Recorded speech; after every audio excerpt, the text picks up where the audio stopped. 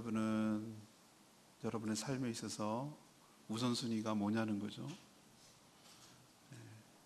하고 싶은 거 다 하고, 먹고 싶은 거 다 먹고, 하고 싶은 거 다 누리고, 그리고 여가 되고 시간이 되고 심심하면 이제 하나님 찾고, 이 방법 저 방법 인간적인 방법 다 찾고 또 부탁하고, 그러다가 그래도 안 되고 할 게 없으면, 방법이 없으면 하나님 찾고, 그러면 여러분에게 있어서 하나님은 1등은 아닌 거죠.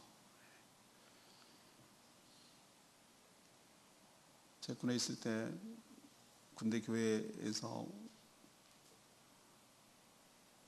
사령관이, 지휘관이 이제 신자냐 아니냐에 따라 출석률이 많이 달라요. 눈인사하러 오는 거죠.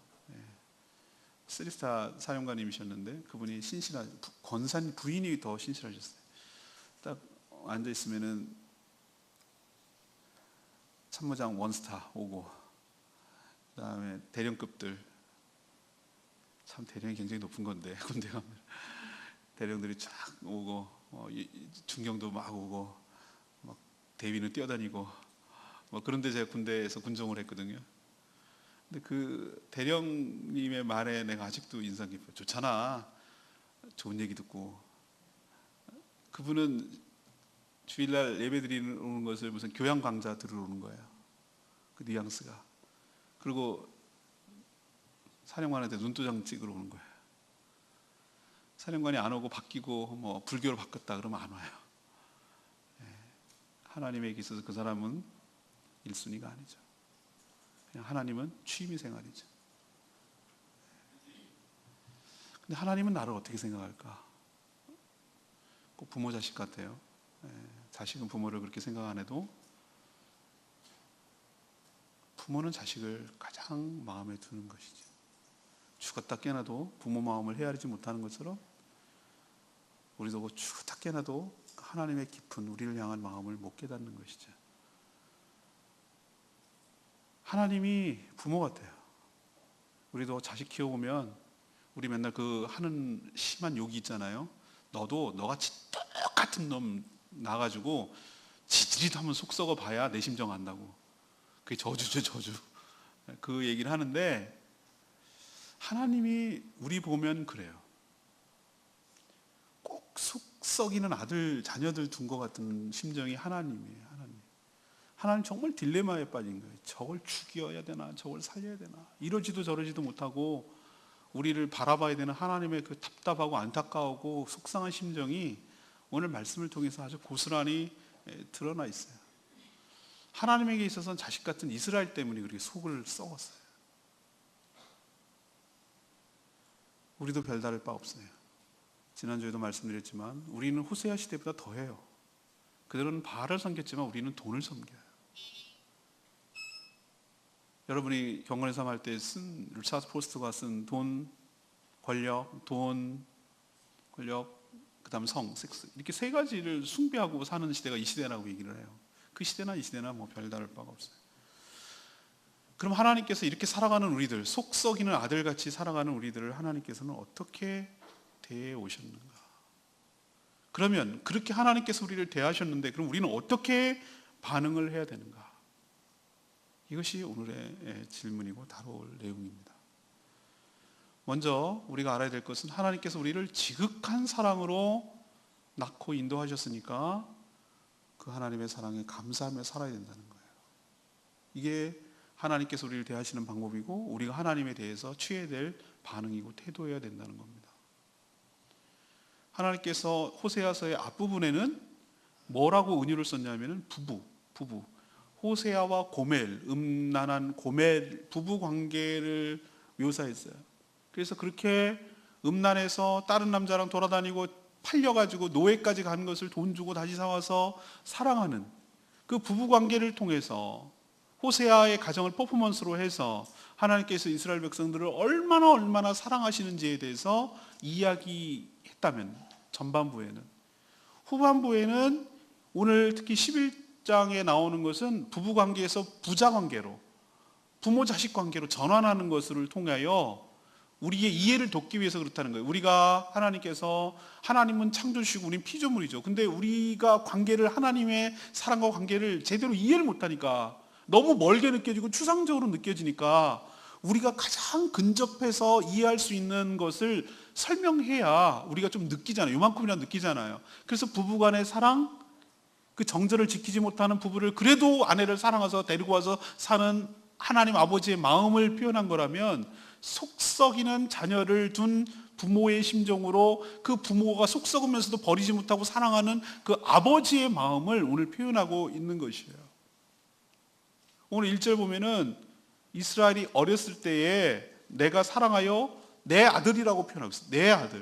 그러니까 부자관계라는 것을 알 수 있죠. 내 아들을 애굽에서 불러냈다.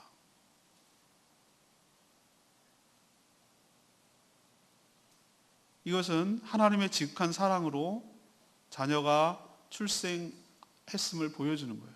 사랑으로 그들을 낳고 사랑으로 그들을 키웠다라는 것을 출애굽을 통하여 알려주는 것이에요.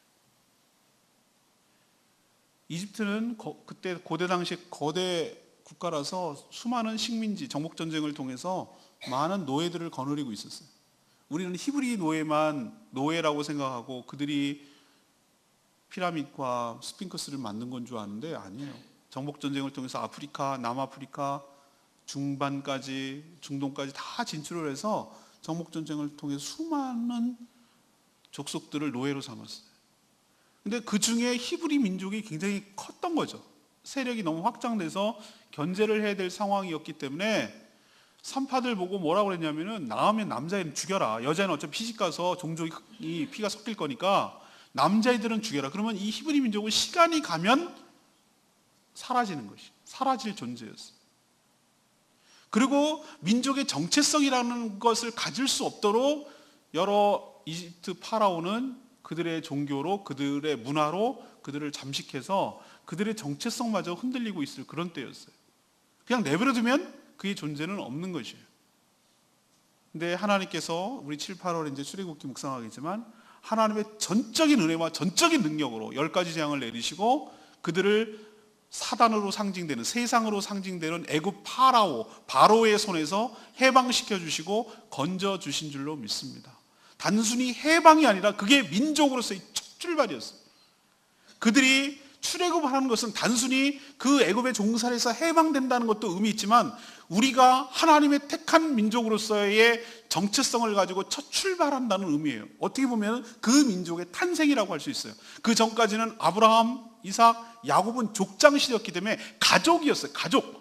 그렇지만 하나님께서 이집트에서 모판으로 만드셔서 수많은 자손들을 번성시켜서 한 민족과 한 국가다운 규모를 갖게 하신 다음에 출애굽하심으로 인하여 그때 비로소 이스라엘이라는 나라의 정체성이 생겼다 이 말이에요. 이것이 바로 출생을 시켰다는 뜻이에요. 동기는 하나, 사랑하기 때문에, 그 언약을 지키기 때문에. 그게 1절의 표현이에요. 내가 사랑해서 내 아들을 애굽에서 불러냈다. 오늘도 여러분 십계명을 우리 신앙 고백을 하는데, 십계명 할 때 1계명부터는 하면 안 돼요. 서문이 중요해요. 서문이. 그 앞에 보면 서문이, 너희가 애굽 땅 종되었던 집에서 내가 이끌어낸 내 하나님 여호와니라. 이 얘기는 너를 구원한 나다 이거예요. 이렇게 요구할 권리가 있고 이렇게 해야 될 의무가 나는 당당히 있다, 그 뜻이에요. 우리의 애굽은 무엇입니까? 이 세상이었어요. 바로가 누굽니까? 사단 마귀 권세였어요. 우리가 바로 그런 존재였단 말이에요. 사단 마귀 지배에서 살다가 시간만 지나면 그대로 죽을 존재였어요. 우리가 6월절 어린 양 예수 그리스도의 피로 여러분을 건져주셨어요. 여러분 믿음으로 여러분의 마음에 예수의 피를 발라서 죽음이 뛰어넘어가고 사단이 안 내놓을 수가 없게끔 만들어 놓고 우리를 풀어줘서 죽음과 사단과 죄악으로부터 우리를 건져내서 새로운 삶을 살 수 있도록 은혜를 베풀어 주신 줄로 믿습니다. 여러분이 구원받은 게 전적인 하나님의 은혜란 뜻이에요. 여러분의 능력과 여러분의 공로는 단 1도 없다는 거예요. 그걸 출애굽에 묘사하고 있는 것이에요. 우리나 이 사람들이나 하나도 다를 바가 없어요. 우리의 시작은, 우리의 기원은, 제2의 삶을 살아가는 것은, 거듭나는 것은 전적인 하나님의 은혜고 예수 그리스도를 믿음으로 그때 새 출발하는 것이었어요. 이런 의미에서 우리는 거듭난 새 출발, 새 탄생, 새로운 출발이라고 할 수가 있겠어요.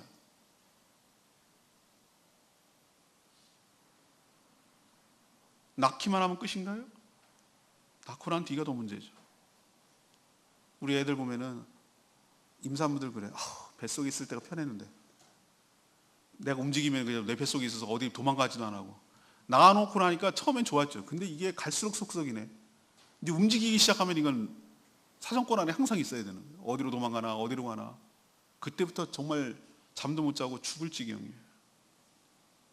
하나님께서 꼭 엄마처럼 부모처럼 이스라엘 백성들을 키우는 모습을, 양육하는 모습을 우리들의 언어로 표현해 놓고 있어요. 그게 3절에 나오는데, 내가 에브라임에게 걸음마를 가르치고 내 팔로 안아서 키웠지. 얼르고 안으고 재워주고, 또 아프면 그들을 고쳐줬어요. 치유해주고 상처 발라주고 약 먹이고, 열나면은 해열제 먹이고, 경기 나면 병원에 죽자 사자 새벽에 뛰어가고. 근데도 몰라. 4절에 보면 내가 사람의 줄고 사랑의 줄로 그들을 이끌었다고 그랬어요. 우리 개역 성경에는 사랑의 줄로 이끌었다고 그러는데, 여러분이 공부하고 있는 표준 세번역, 그 다음에 영어 성경, 쉬운 성경 이런 데 보면은 이걸 뭐라고 보냐면 사랑의 줄이 뭔가 했더니 더 실감나게 표현하는데, 이 포대기 요즘은 멜빵 해가지고 신세대 엄마들은 전부 다 이렇게 안에도 하고 이렇게 하고 그렇게 했는데, 옛날엔 저희들이 컸을 때는 포대기에다가 담았어요. 긴 포대기에다가 이렇게 목만 나오게 해가지고 눕힌 다음에 들쳐 엎어가지고 끈으로 맸다라는 말이 이 말이에요. 사랑의 줄로 포대기에다 업어 키웠다고. 업어 키웠다. 우리도 하면 그랬잖아요. 내가 너 업어 키웠어. 그럴 때 하나님께서 업어 키우셔. 사랑의 줄로 매가지고 이렇게 키웠어. 뭐 죽겠다고 아우성치고 목에 뭐가 눌렸다고 막 이거 못하겠다고 아우성치면 그 목에 멍에 여기 누르고 있는 모든 것들을 또 벗겨줬어요. 그리고 그들 앞에 먹을 것을 두었노라. 이것은 밥 차려서 준 줄 아는데, 원어로 보면 그 표준 세번역 같은 데 보면 이걸 뭐냐면은 가슴을 풀어서 내가 너에게 젖을 먹였다는 거예요. 너의 입 앞에다가 젖을 물려서 내가 너를 키웠다는 뜻이에요. 젖 물려서 너희를 키웠다. 가슴 풀어서 젖 먹여서 너를 키웠다는 거예요. 그러니까 이스라엘 백성들을 하나님께서 어떻게 양육하시는지를 이런 그들의 언어로 지금 이야기를 하고 있어요. 우리도 예수 그리스도를 믿고 거듭나면 그때부터 교회라는 공동체를 통해서 이탈하지 아니하고 하나님의 사랑을 부어주시고, 또 잘 양육할 수 있도록 말씀으로 먹이시고, 또 기도하면 하나님께서 요청하고 아우성치고 죽겠다고 그러면 하나님께서 들응답하여 주셔서 하나님께서 지금까지 성장할 수 있도록 은혜로 키워주신 줄로 믿습니다. 이스라엘 백성들이 광야로 지나갔을 때 그 척박한 땅, 사람이 살지 못하는 땅에서도 발이 부르트지 아니하고 의복이 헤어지지 아니하고, 낮에는 시원하라고 구름 기둥으로 그늘을 만들어 주시고, 밤에는 어디로 갈지 모를까 봐 뚜렷하게 보이라고 불기둥으로 인도하시고, 고기 먹고 싶다 그러면 메추라기로 입이 고기가 껴가지고 입 사이에 고기가 잔뜩 끼어 있을 정도로 충분히 먹이시고, 농사 지을 수 없고 이동을 해야 되니 하늘의 만나로 식량으로 그들에게 충분히 먹이시고, 그들은 거둬서 먹기만 하면 됐어요. 목마르다고 아우성치니까 바위에서 생수가 나와서 물로 먹이시는 하나님이신 줄로 믿습니다. 여러분이 뭐가 그렇게 잘나서 지금까지 살아오셨습니까? 하나님의 은혜를 거두셨다면, 보이지는 하나님의 손길이 거두셨다면 여러분의 오늘 존재할 수가 없는 존재예요. 일단은 첫 번째로 구원받지 못했어요.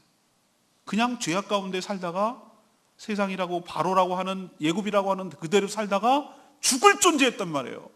근데 살려주셨고, 살리신 다음에 애기처럼 키우시고 먹이시고 입히시고 엎으시고 업어 키우시고 먹이시고, 그래서 오늘의 여기까지 온 줄로 믿습니다. 제일 서운할 때가 뭔지 알아요? 부모가 지 혼자 큰 줄 알아요. 지 혼자 큰. 정말 서운한 거, 부모가 정말로 서운할 때가 뭐냐면은 자기는 모르죠. 부모가 어떻게 키웠는지, 얼마나 애달파하며 얼마나 눈물로 흘리며 얼마나 사랑의 수고를 해서 오늘의 여기까지 왔는지는 자식은 죽었다 깨나도 몰라요. 그게 자식이에요. 인간이 그래요. 자기가 잘나서 지금까지 먹고 사는 줄 알아요. 자기가 똑똑하고 자기가 능력이 있어서 여기까지 온 줄 알아요. 아니거든요. 하나님께서 업어 키우시고 풀어헤 쪄서 먹이시고 보호해 주시고 치료해 주시고 그래서 오늘의 여기에 온 줄로 믿습니다. 그런 여러분이 어떤 반응을 해야 되겠어요? 그냥 여러분이 낳은 그 자체만으로도 부모님을 사랑하고 여러분을 낳아주시고 낳아준 그 자체만으로도 하나님 은혜에 감사하고 그것을 표현하고 그 은혜를 잊지 않는 것이 우리의 마땅한 반응이어야 할 줄로 믿습니다. 두 번째, 우리는 어떻게 했는가? 하나님이 우리가 끝끝내 거역해서 징계하셨어요. 그럼 우리는 어떻게 해야 됩니까? 뉘우치고 돌아가야 돼요. 그럼 하나님께서 이렇게 키우시고 업혀서서 했으면은 정말 하나님께 감사한 마음으로 이스라엘 백성들이 살았을까? 그게 아닌 게 기가 막힌 거예요. 그래서 속 썩는 아들이라고 제가 표현했던 것이에요. 2절 보세요.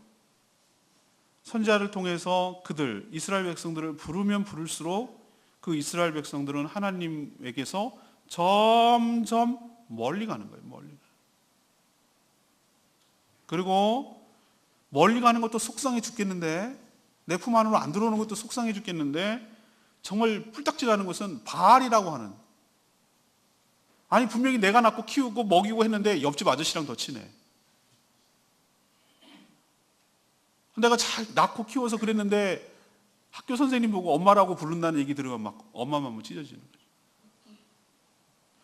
하나님께서 그렇게 먹이고 입혔는데 하나님도 아닌 그 허접한 허상인 바알에게 가서 제사하고 그 아로새긴 우상에 가서 분향하고 이런 모습을 지켜봐야 되는 하나님은 정말 어이가 없기도 하고 분통이 터지는 거예요. 3절에 보면 내가 걸음마도 가르치고 안아주고 고쳐주고 그랬는데도 그들은 그 공로와 은혜를 모른다고 그랬어요. 모른다. 그리고 5절에 보면은 그들은 애굽 땅으로 되돌아가지 못하겠는데 나한테 돌아오는 걸 뭐 한다? 싫어한다 그랬어요. 싫어한다. 나한테 돌아오는 거를 그냥 좋아하는 정도가 아니라 그냥 싫어한다 그랬어요. 싫어.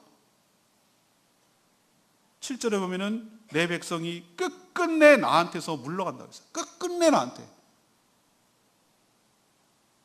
그래서 하나님을 거부했다고 그랬어요. 그럼 잘 살아주면 좋은데 오늘 12절에 보니까 이들은 어떻게 살았습니까? 거짓말과 속임수로 또 온갖 음모로 하나님을 거역하고 하나님을 대적하고 살았다고요. 이게 우리들의 모습. 배은망덕해서 살려놨더니 하나님 떠나서 다른 것 더 사랑하고 은혜도 모르고 오라고 해도 오지도 않고 대들고 부모 속 썩이고 사고치고 이루고 살아가는 모습, 속 지지듯 썩이는 부모의 자녀의 모습으로 우리가 살았어요. 여러분은 하나님이라면 여러분이 하나님이라면 이런 자식 어떻게 하겠어요? 그냥 여자들 사고치면 그냥 머리끄댕이를 잡고 와가지고 그냥 빡빡빡빡 머리를 밀어가지고 밖에 나가지도 못하게 만들고, 부모가 그러잖아요. 그런 표현 쓰잖아요. 실제로 또 그런 부모도 있고, 용돈도 하나 못 줘가지고 싹 다 뺏어가지고 어디 가가지고 돈이 없어서 아무것도 못하게 만들고, 핸드폰도 뺏고. 왜 이렇게 합니까? 미워서? 아니요. 좀 정신 차리고 똑바로 살라고 그러는 거잖아요. 하나님도 똑같아요. 하나님께서 그들을 미워서 그렇게 하는 것이 아니고, 미워서 심판하고 멸망시키는 것이 아니고 징계를 내리셨어요. 왜? 이유는 딱 한 가지예요. 좀 너희들 정신 좀 차려라. 너희들 왜 그렇게 정말 어이없는 짓을 하고 그러고 사니? 내 속을 썩여도 너무 썩이는구나 라고 하는 거예요. 그래서 5절 6절에 보면 어떤 징계를 내렸냐면, 그들이 애굽으로 되돌아가지 못하고 나한테도 돌아오기는 싫어하니까 하나님께서 그들이 의지하고 기대고 있던 이방 나라 아수르라는 나라가 있어. 강대국. 그 아수르가 너를 도와줄 것 같니? 오히려 너를 잔혹하게 지배하는 너의 임금이 되도록 만들 거야. 이게 징계예요, 징계. 그들이 의지했는데, 그들한테 동맹을 맺었는데 6절에 보면은 그들이 침략해서 쳐들어와가지고 너네들의 성읍을 치며 그 빗장, 문을 갖다 걸었던 빗장을 깨트리고 그들을 잔혹하게 학살할 거라고 했어요.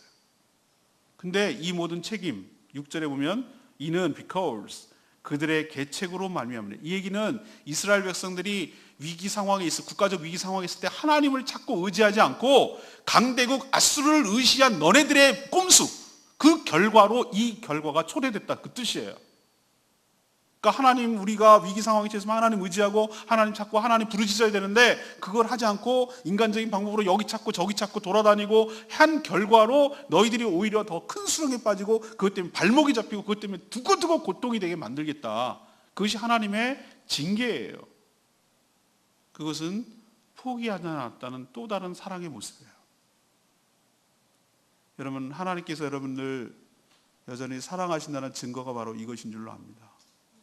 진짜 사랑하지 않으면 내버려둬요. 죄악 가운데 사는데도 전혀 꺾임이 없이 쭉쭉쭉쭉 잘 나가요. 막 돈 세다가 잠들게 하소서 해갖고 막 대박 나가지고 해요. 근데 신앙생활이 바탕이 안 된 데서 그렇게 막 쏟아 부어주시면 그거는 축복이 아니라 저주예요. 내가 신앙생활이 바탕이 안 되고 하나님을 사랑하지도 않고 그런데도 불구하고 뭐가 일이 너무 잘 된다, 좋아할 것 하나 없어요.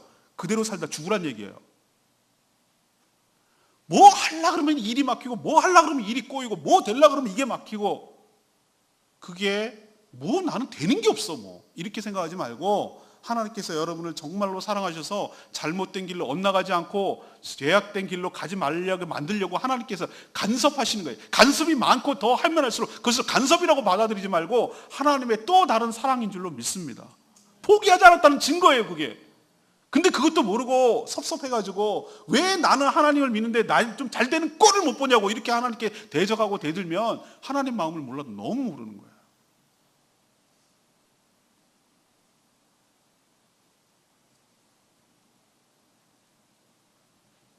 제가 여러분의 생명삶 때 말씀드렸잖아요. 막 운동장에서 뛰고 그러면은 뛰지 마! 그렇게 말하는 사람 엄마예요. 옆에는 뛰든지 말든지 상관없어. 걔가 다치든지 내 새끼 아니니까. 너 뛰지 마! 라고 말하는 거 엄마라고, 엄마. 하나님께서 우리에게 뛰지 마! 라고 말하는 것은 사랑하기 때문에, 내 새끼니까, 내가 책임져야 되니까. 다치기면 안 되니까, 아프면 힘드니까. 그렇게 말하는 또 다른 사랑이에요. 그러니 하나님의 이 징계를 받거든, 하나님께서 막으시거든, 정신 차리고 돌아오라는 또 다른 하나님의 호소로 생각하시고 즉각 뉘우치고 돌이키는 저와 여러분 되기를 소망합니다. 고집 부리지 말고, 떼피지 말고, 대들지 말고, 도망가지 말고, 멀리 가지 말고 하나님께로 되돌아와 하나님의 품속으로 들어오는 저와 여러분 되기를 소망합니다. 마지막 세 번째는 하나님께서 우리를 어떻게 대하시고, 그럼 우리는 어떻게 대해야 됩니까? 여전한 사랑으로 우리를 구원하셔요. 회복시키셔요. 그러니 그 말씀에 순종하는 저와 여러분 되기를 소망합니다. 하나님께서 아수르를 침략시켜서 이대로 멸망하실까요? 이대로 심판하실까요? 이대로 끝낼까요? 그렇지 않다는 거예요. 그게 여기에 하이라이트가 있어요. 하나님께서 이런 이스라엘, 나 같으면 이스라엘을 벌써 버려도 버렸을, 됐다 징글징글하다, 우리는 여기까지인가 보다, 내가 다시 시작해야 되겠다 라고 하면 좋겠지만, 자식이 그럴 수가 없는 게 자식과 부모 사이예요. 저걸 내가 왜 낳았을까, 저걸 왜 나가지고 내가 이렇게 고생을 할까 라고 생각해도 저거 나 자식 아니었으면 좋겠어, 내가 거래처였고 내가 다른 사람이었으면 벌써 끝냈어, 저걸 죽일 수도 없고 살릴 수도 없고, 이게 부모의 마음이란 말이에요. 이스라엘 백성들이 꼭 그랬어요. 저걸 어떻게 하면 좋겠냐 말이야, 저걸.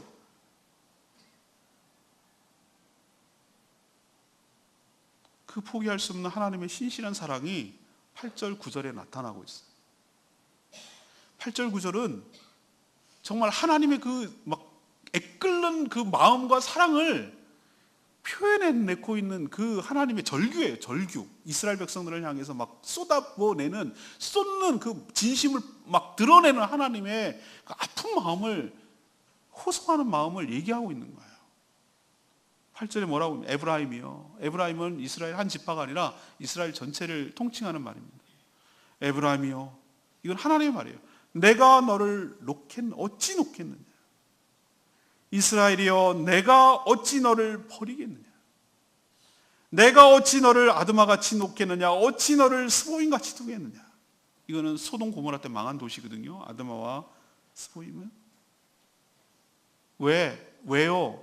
내 마음이 내 속에서 돌이키어 막 때리고 싶고 심판 내리고 없애버리고 싶은 그 하나님의 분노하는 마음을 돌이켜서 긍휼한 마음, 불쌍히 여기는 마음, 그 마음이 온전히 뭐 하도다? 불붙는 듯 하도다. 불붙는 듯 하도다. 이게 이스라엘을 향한 하나님의 마음이에요. 내가 어찌 너를 놓으며 내가 어찌 너를 버리겠느냐. 버리려고 해도 내 마음이 허락하지 않는구나. 너를 바라보니 내 불쌍해서 견딜 수가 없다. 이것이 이스라엘 향한 하나님의 마음이기도 하고 우리를 바라보며 우리에게 얘기해 주시는 하나님의 마음이기도 합니다.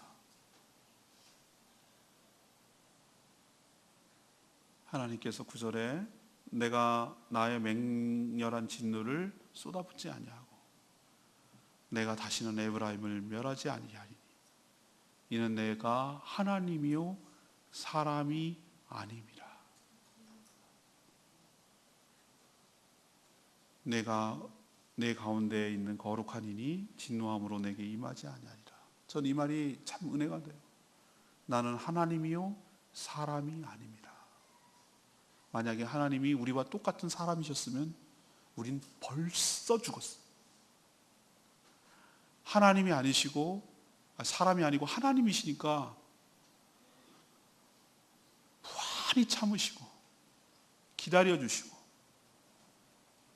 포기하지 아니하시고 불쌍히 여겨주시고 그런 마음이 분노보다 조금 더 많아서 그 분노를 덮어버리고 우리를 사랑하셨기 때문에 우리를 그 마음이 있었기 때문에 우리가 죽지 않고 멸망하지 않고 다시 살게 된 줄로 믿습니다. 그들이 다 뿔뿔이 찢겨서 다 흩어져 버렸지만 10절에 하나님께서 울부짖하고 사자처럼 큰 소리를 내면 그 소리를 시그널로 해서 여호와를 다 따르고 멀리서부터 그들이 떨며 올 것이다. 여기서의 떤다는 것은 두려워서 사자 소리가 나니까 무서워서 떤다는 게 아니라 이렇게 멀리 가고 이렇게 내 마음대로 살고 이렇게 막 살았는데도 불구하고 포기하지 않고 끝까지 찾아내셔서 끝까지 불러내주시는 그 하나님의 무한하신 크신 사랑에 감동이 되어서 하나님 집으로 돌아와서 11절에 그들을 나의 집에 머물게 하리라. 구원을 완성시키겠다는 뜻이에요. 하나님의 의지로 그렇게 만들겠다는 거예요. 우리의 무엇 때문이 아니라 하나님의 그 계획하신 거 하나님의 그 사랑 때문에 우리를 기어코 돌아오게 만들어서 하나님의 집에 머물게 하겠다. 이것이 하나님의 작심이에요. 작심. 이것 때문에 우리가 살 수가 있는 것이에요. 우리가 한 짓을 보면 벌써 죽어도 죽을 인생이었는데 하나님께서 이런 마음을 갖고 우리를 대하셨기 때문에 우리가 살 수 있었고 이스라엘 백성들을 이렇게 대하시는 것처럼 우리도 동일하게 대하시기 때문에 그런 하나님을 우리가 믿을 수가 있고 우리도 하나님 앞에 간격하며 되돌아와서 그의 품 안에 그의 집에 머물게 될 줄로 믿습니다. 그러니 하나님 앞에 돌아와서 순종하는 저와 여러분 되기를 소망합니다. 시소로 치면 우리의 연약함과 패역함보다 하나님의 사랑이 더 무거워요. 그래서 우리가 사는 거예요. 우리의 죄도 만만치 않아요. 이렇게 기울 것만 같은데, 그래서 우리 인생이 그냥 끝날 것만 같은데, 그거보다도 하나님의 사랑이 더 강해요. 우리의 죄악이 많음보다 하나님의 사랑이 더 커서 그것을 덮어버려요. 그래서 우리가 오늘도 살 수가 있고, 그래서 우리가 소망을 갖게 되는 줄로 믿습니다. 그러니 여러분, 오늘 말씀을 듣고 이렇게 반응하셔야 돼요.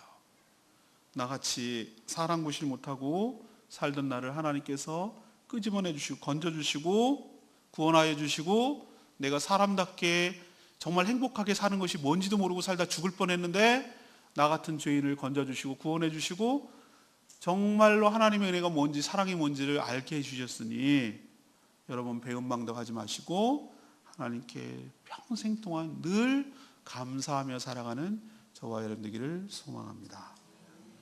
하나님께서 여러분들을 때로는 때릴 때도 있어요. 근데 여러분, 오해하지 마세요.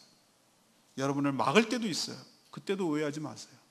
여러분 미워서, 여러분 실어내치려고 그렇게 하는 거 아니에요.